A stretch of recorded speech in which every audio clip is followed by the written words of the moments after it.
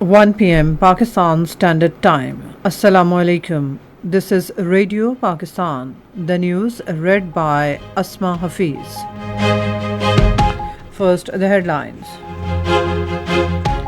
Prime Minister has expressed the resolve not to allow smugglers to dent national economy. Planning Minister calls for collaborative and collective efforts to take the country in right direction. Pakistani peacekeeper Major Sania Safdar, deployed with UN force in Cyprus, has won award for gender advocacy. The Indian fascist government has deployed 300 additional companies of paramilitary forces in the illegally occupied Jammu and Kashmir on the pretext of holding so-called elections there. And now the news in detail. Prime Minister Shehbaz Sharif has expressed the resolve not to allow the people involved in smuggling to dent the national economy.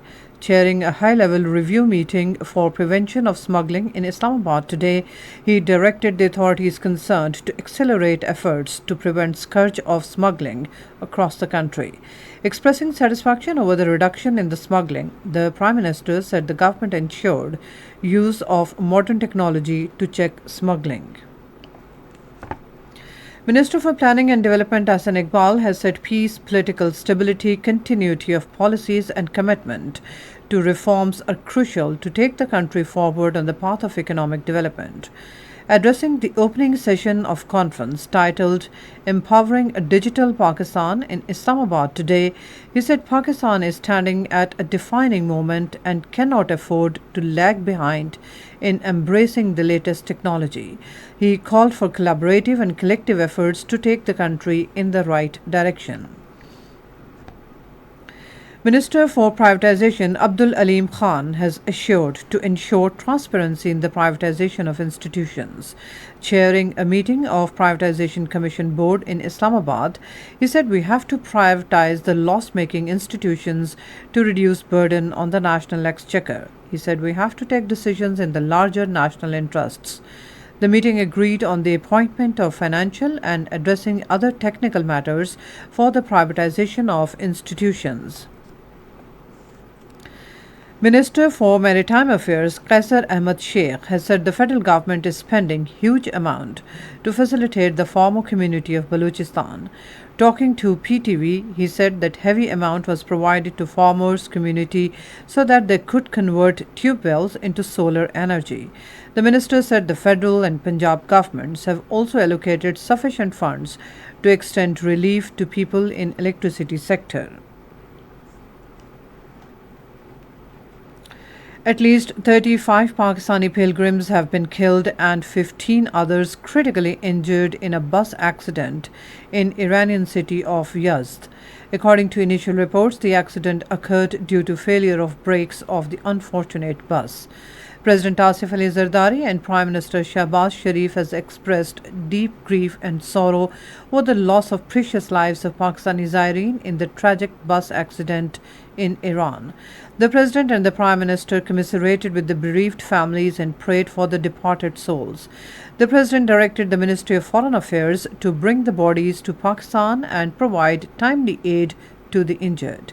The Prime Minister said directions have been issued to Pakistan's mission in Tehran to extend all possible assistance to the affected families. Ambassador of Pakistan to Tehran Mudassir Tipu has said Pakistan embassy officials are overseeing emergency arrangements in Yazd, where a bus carrying Pakistani pilgrims met an accident.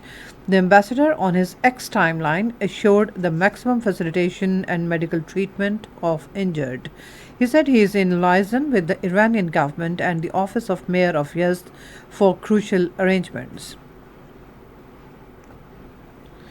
Pakistan Army's Major Sania Safdar has become first UN peacekeeper in Cyprus to receive the 2023 Certificate of Recognition for advocating gender equality. According to the mission, she is serving with the United Nations force in Cyprus as a missions force signal officer.